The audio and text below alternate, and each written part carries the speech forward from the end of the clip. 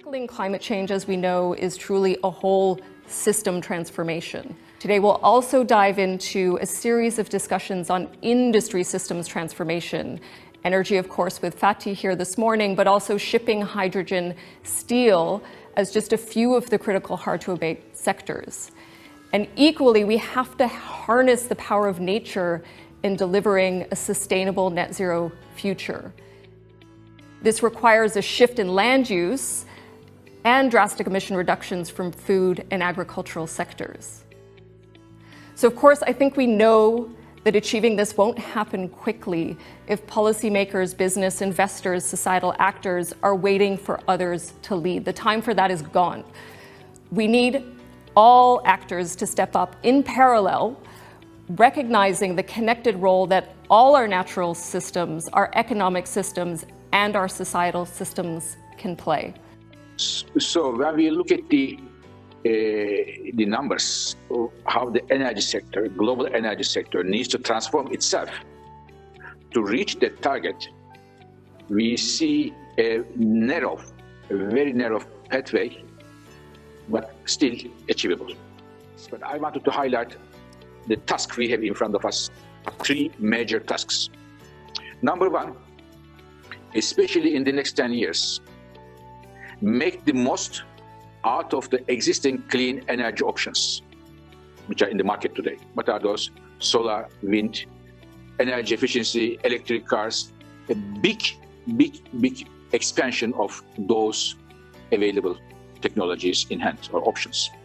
Second, simultaneously, at the same time, we have to push the button for the technologies which are under development today, but not yet a part of the market, such as mini hydrogen applications, advanced battery technologies, carbon capture and storage, many different technologies. So we will need them, especially for those areas where it is much more difficult than the power sector to decarbonize, such as iron steel, such as aviation, such as shipping, and the others. So this is the second job. The first one is make the most out of the existing ones, clean energy options. Second, push the button for innovation to bring new technologies to the market. And the third and the last one, we have to reduce the use of fossil fuels in a dramatic way. Coal, oil, and gas. So these are the three major homeworks, tasks we have in front of us. Today, there's a terrific potential because 2/3 of this 1.5 billion people have no energy, or they are stealing energy and creating fires in their neighborhoods. How can the alternate energy system produce facilities and services for them at scale so that they don't end up just using more conventionally provided energy? How are we going to produce new forms of livelihoods that are carbon neutral for them? You know, there are lots of these very, very local, but when you aggregate them, seriously global situations. And when you talk about disasters, you find that you cannot future-proof them without providing them minimum amenities.